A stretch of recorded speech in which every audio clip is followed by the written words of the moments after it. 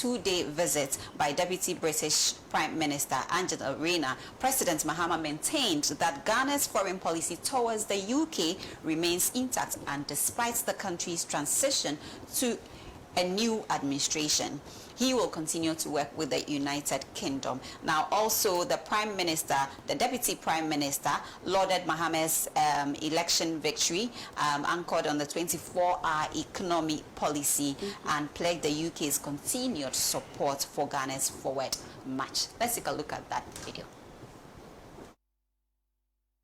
We're happy to have you. Of course, the relations between Ghana and UK are excellent and are historical, and will continue to be. There's not going to be any change in our foreign policy towards the UK.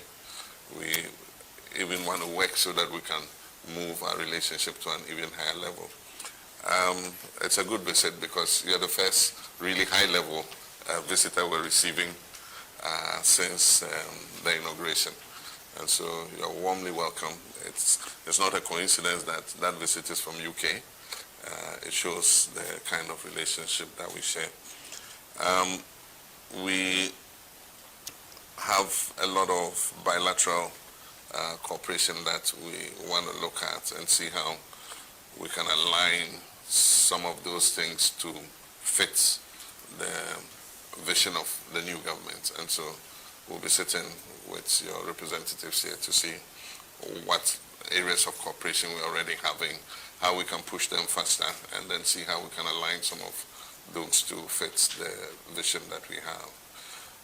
We're going through an economic crisis that is known by everybody. We're in an IMF program, and one of the things it enjoins us to do is to be very prudent in terms of our fiscal discipline, and to make sure that we're able to come out of the crisis and bring the country back onto the path of growth and create prosperity for our people.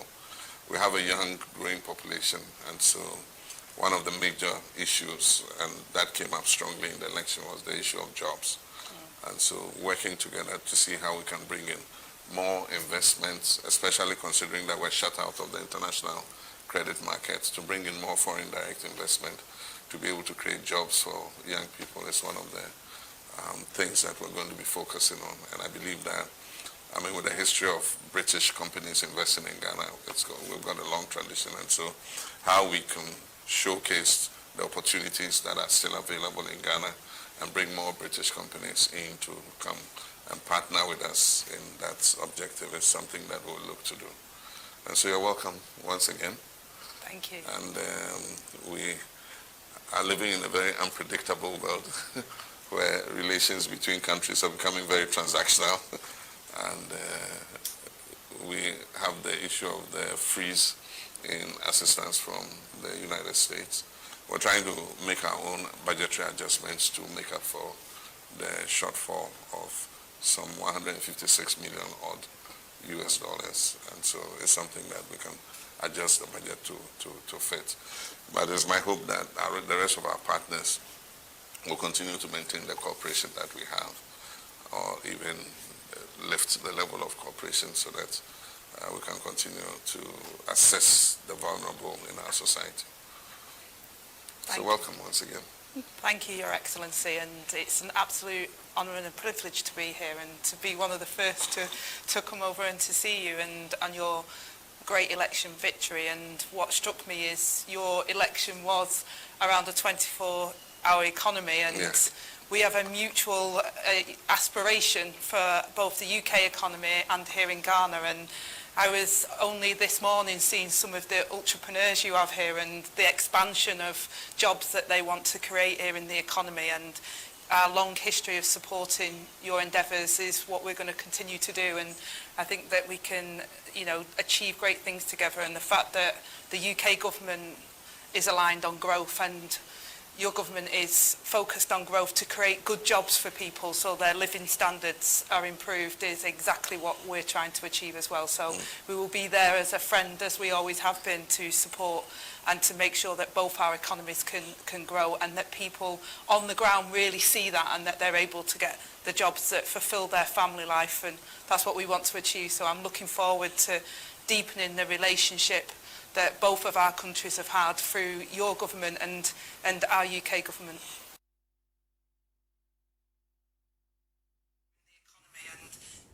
Okay. Welcome back.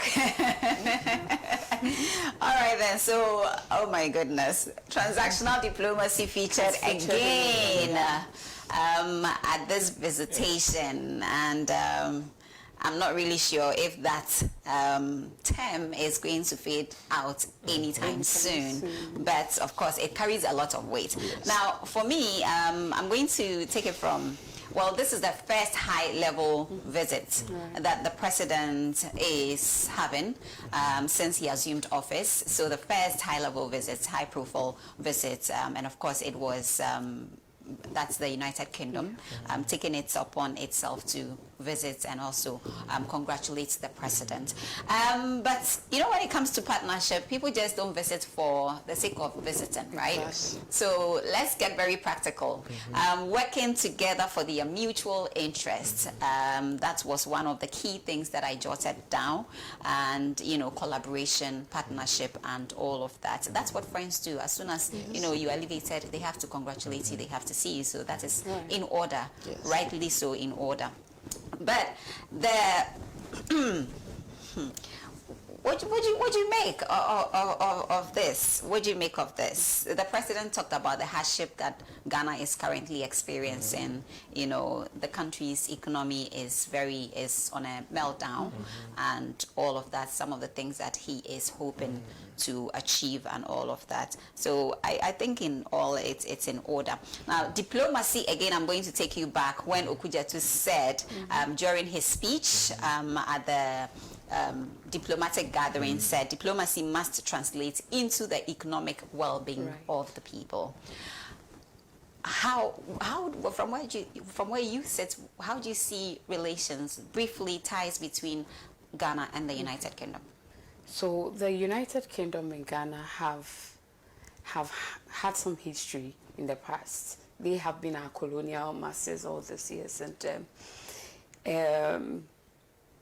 their bilateral ties, building on their long history cooperation in the trade, investment, and development. Recently, what the president just mentioned in his speech concerning foreign policies towards the UK, despite our transition and all that, we are looking at the fact that these two nations will deepen their economic relations.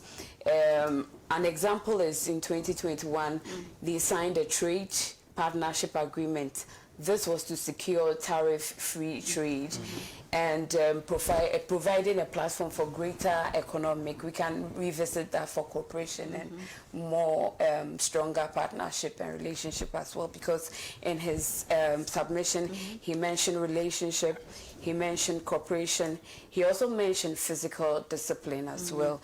So I'm sure with the resetting in view, we are going to make sure that we have our priorities right, and the partnership would be straightforward and would hit the nail on the right. So yes, we are looking at job creation, which he mentioned. He touched on that, exactly. That the relations should translate into investments, into job creation, and he also talked about Ghana having a young population, and we need jobs, you know, and they have actually spelled out a few initiatives that they intend to embark on to ensure that jobs are created. One of them would be the 24-hour economy, which you mentioned. I'm coming back to you as we move away from this particular subject. Do you think that when it comes to the UK and Ghana, our priorities are spot on? Yes, so what I would say is that UK and Ghana, if you look at some of the agreements we enter into, for me, we need to revisit such agreements again. My sister mentioned of the trade partnership agreement. Yes, it is called the UK-Ghana Interim Trade Partnership Agreement. I have seen some part of it, and I think it raised some concern. The reason why I'm saying that is that, you see, the agreement was signed in a way that it opened the doors for Ghana and UK to actually do import and export of products. And these products will have tariff-free. But we should ask ourselves, how many products or what varieties of products can Ghana export as compared to the importation coming from UK? There's no proportional percentage or rate. So it comes to the point where there's imbalance here. And this is the point that is going to affect our currency. And I think that Ghana should revisit that trade partnership agreement again. The second thing has to do with influx of foreign goods affecting the local producers here in Ghana. Because let's take it for instance, if Ghana, we have our farmers here, they are producing banana and all those that, and we have foreign commodities coming to compete with Ghanaian ones here, and those ones are tariff-free. You know that definitely you are going to kill the Ghanaian market. You are going to kill the local producers. So I think it is important for us to look at some of these in a proportional manner, in a percentage-wise, that indeed we shouldn't just open the floodgates that we've signed this agreement, and for that matter, we are doing little export, whilst we are doing a lot of influx of good coming into our country, which is import, affecting us. So I think we should look at that agreement again. Secondly, one of the bilateral ties has to do with the UK aid. This is the point where the Prime Minister, Starmer, is cutting this kind of aid. Right, the UK Prime Africa. Minister, Exactly. Starmer. Yes, causing the one minister to resign, Minister Dotts to resign, because according to her, she thinks that it is not going to help because it is going to put UK in a very bad light. And I think it's important, because if we have that kind of bilateral kind of tie, you shouldn't say that you are, because the point is transactional again. If you are looking at your sort of interest in a very transactional manner, I should also look at mine in such a way. So it's all about everybody looking out for themselves, the but point. cooperating in ways that there can be some kind of consensus, right? It's very, and I think that because Ghana is on a lot of project initiatives through the UK aid. So if you are cutting such supports that are coming, are you going to halt those initiatives and projects? What will be the ramification on the economy of Ghana? So I think the president should revisit that issue, and also the trade agreements that we talked about, and all these things should dovetail towards the development of our country, because we are lagging behind. Oh, right. Okay, people, that having been said or established, we move on to the next topic. And this is a very, very interesting topic and unfortunate at the same time. But I'm going to give you the background story so we can talk about this briefly. Ban on grain imports from Burkina Faso still in force, and this there was a communique issued by the Ministry of Foreign Affairs regarding this particular directive. The Ministry of Foreign Affairs has cautioned Ghanaians and businesses involved in the importation of white cereal and bean from neighboring country Burkina Faso to adhere to the already placed ban on the importation of these commodities into the country. In a statement released and signed by the Minister, Samuel Okudzeto Ablakwa, traders are being cautioned to comply with this directive to avoid any sanctions on confiscation of goods. Let's take a look at that. Okay, so we have the communique on our screens, and of course, that is what it is right now. So we have the communique. Okay, now, so this is very unfortunate. This is very, very unfortunate. The first thing, when I saw the communique, because of our relationship with the Foreign Affairs Ministry, we are part of the press corps at the Foreign Affairs Ministry. So prior to the release of the communique, we've had first-hand information regarding this directive. However, we tried to get through to Ghana Mission in Burkina Faso to speak to our authorities there to just be abreast of information around how the Ghanaian people here, because that is a livelihood of people. I'm talking about the buyer. And of course, consumers are also going to be affected. So how do we go about this? But given the fact that we saw the Burkinabe leader who was also extended an invitation when the president was having his inaugural ceremony, that confirms the level of good ties between the two countries, right? I was surprised to have seen this, but then again, you talked about interest. So you know what, before I come to, let me come to you. Let's talk about interest, since you mentioned interest here. Yes. Is it wrong for a country to do what is best for themselves? Okay, so self-sustaining is very key when it comes to countries developing themselves. They have envisaged that it will come a time where there will be food shortage. And they are already experiencing food shortage. Exactly. So it is important to actually protect whatever they have. So for them to protect that, they will come first before you. Yes, we have ties, we have that kind of relations, but it is important for me to protect my country first before I come to you. So I think they are looking at how they can protect their economy and also protect the agriculture sector. Because if you look at the Burkinabe leader, he actually planned a coup. But if you look at how he is actually transforming the country, pushing it towards agriculture and developing the agriculture sector is something that we can pick a cue from. And I think Ghana, it is important for us to rise up. Because look at food inflation in Ghana. It's hovering around, as of this, January 2025, it was hovering around 28.3%. And before that, December, it was around 27% thereabout. And if you look at some of the things we were importing from neighboring countries and we can't produce them here locally, it calls for concern. We have very rich soil and we can't do all these things. Ginger, if you look at the inflation of ginger as out of January, it was hovering around 114%. Onion was around 40%. And this is something that we ought to look at.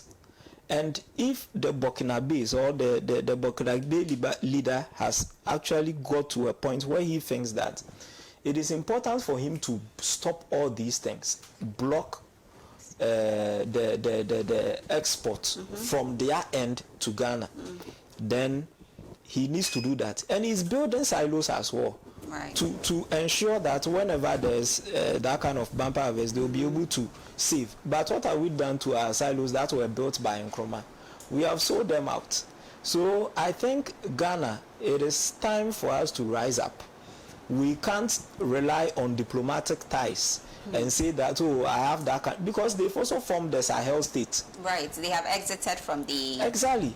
So they don't care whatever happens to you. They might have that tie with you, but they will look at their country first. So it is important for us to focus on agriculture sector. And I think the current agriculture minister who was appointed by President Mahama, I think he has a vision.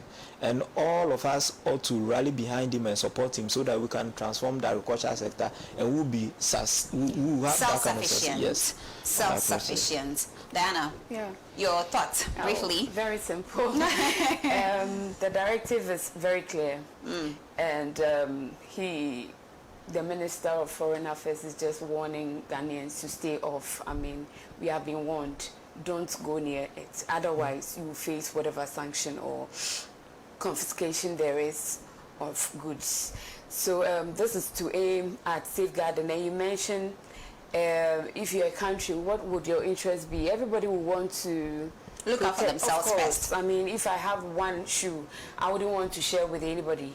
Otherwise, I'll walk barefooted. So yes, we have to look out for ourselves. And that is what the Burkina Faso people are doing. So they are not wrong at all. Just that on the other side, if you look at our local market, there will be some form of shortage somewhere, which means that prices would go up. The economy will be affected greatly. And then it comes back to the Ministry of Food and Agriculture. Right.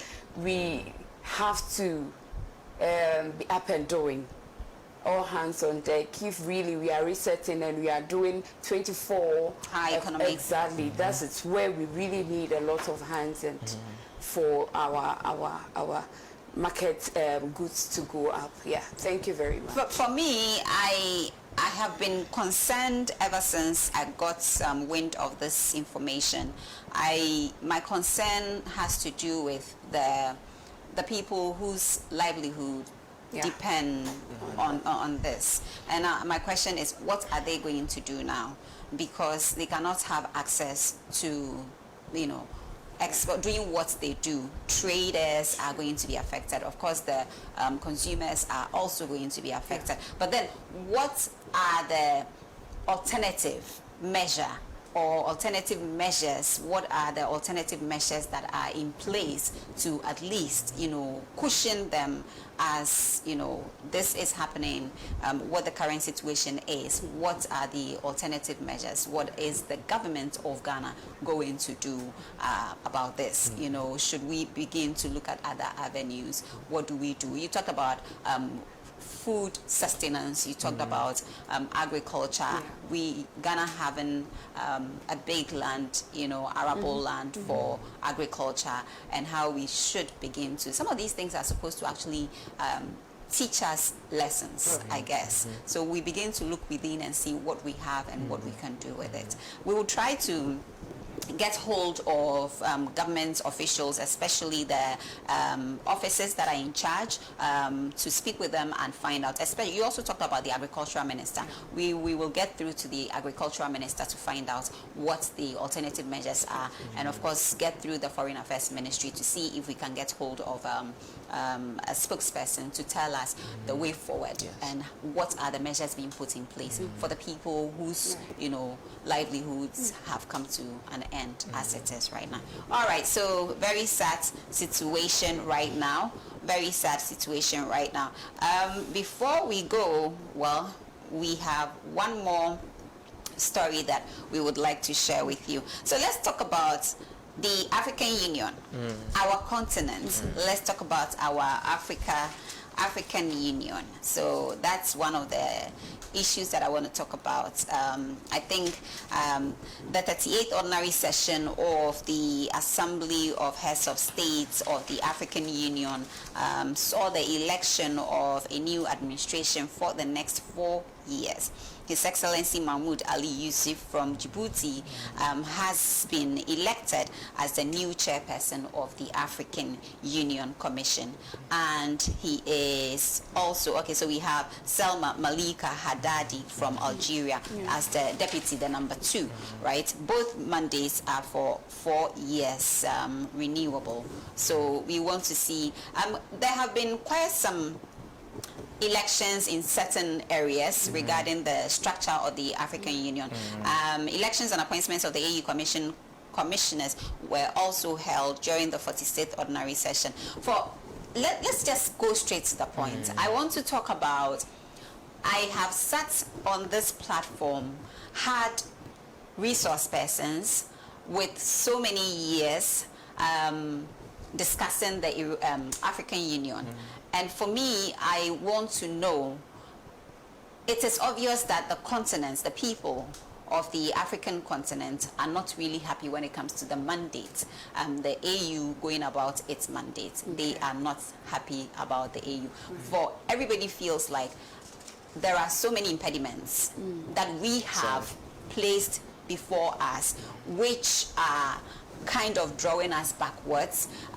We are talking about visa-free, which some countries, some leadership, have already started working around that. We've seen videos of, countries opening up. If you're an African and you want to move to another African country, you shouldn't go through so much hassle.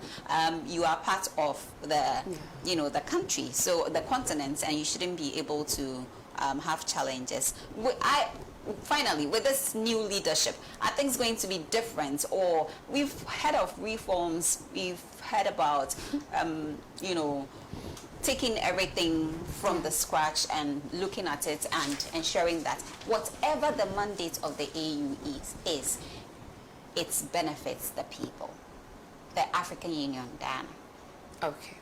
So we all know that African Union plays a very crucial role in shaping Africa's future by promoting regional integration and addressing common challenges such as human rights and all that. Regarding what you just asked, we are being hopeful. We are being hopeful, and we are hoping that the AU remains a vital institution for our development. Yes, because let's take the new currency that is the Europeans are very uncomfortable with it. Why? Because they are going to with lose, a common currency. Yes, the Afro currency. They are going to lose their power over us in terms of currency. We are not going to buy more of it. In fact, if it becomes a very strong currency for our continent, why would you want to look elsewhere? So they will eventually lose their grip on us. So and another point is that it will increase our economic development on our side. It will boost it, yes. So that is what I can say for now. Yeah, thank you. What's going on with the African Union? You know, Yes. I mean, I have hope for the African Union that it certainly will work for the African people. That is why it was put together. That has been the dream of our forefathers when they decided to create this institution for the benefit of Africa. That will also see to the promotion of being independent and taking care of our own destiny. Do you think the AU has come of age and has little to show for it? I think the AU's mandate is clear. However, this external influence is what is pushing them not to actually achieve whatever they want to achieve. So I think they have to step up their game. And this time around, they must work together. You see, all the countries that form the AU, it's important that we understand each other. Because you see, if we are not united, as the name depicts, African Union, and if we are not united economically, politically, socially, culturally, if we are not united, we will not be able to execute and achieve the kind of sense of direction or focus or vision that we want to achieve. So it is important that we sit together. I think this new leadership must look at, revisit our mandate and make sure that those gaps that actually paved the way for these Western countries to take advantage of us will be able to overcome that. That new currency we are working on, I think it should be able to materialize. We should be able to work on it to ensure that we break away from this kind of... Is that a game changer? It is a game changer for us. So I think we should be able to push forward that particular currency to break away from this external and Western powers, because if we're able to push through, we'll be able to develop our continent, we'll be able to economically develop to a point that we'll have that kind of access and we'll be able to link each other.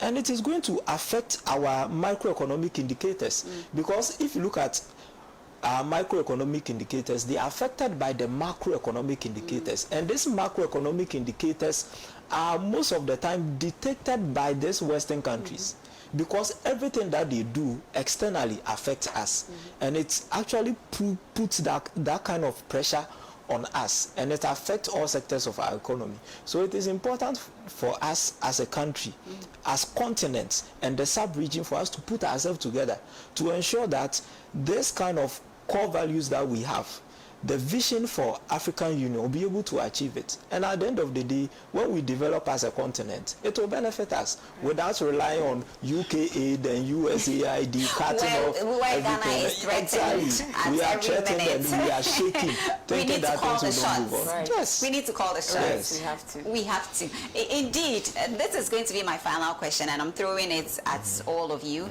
Let me find, do you think the African youth is even interested when it comes to issues pertaining to the African continent? We are. However, we lack the boldness to stand up for our rights.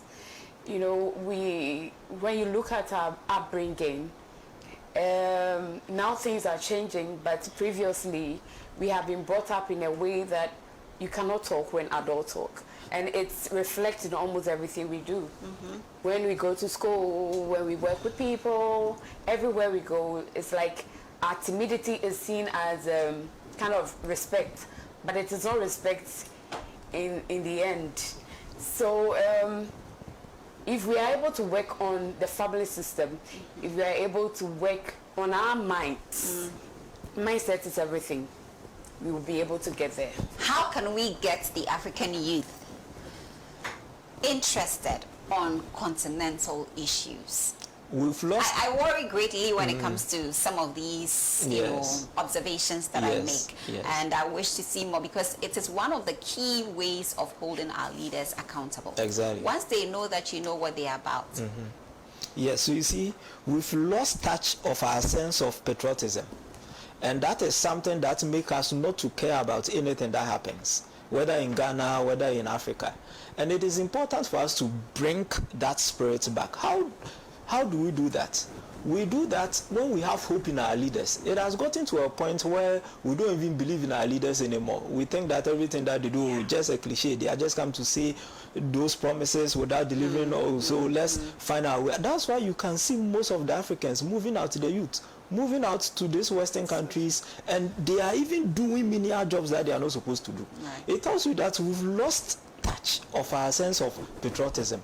And it is important that we bring back through our curriculum in education, through our work, and also drawing strategic policies that will be focusing on the youth.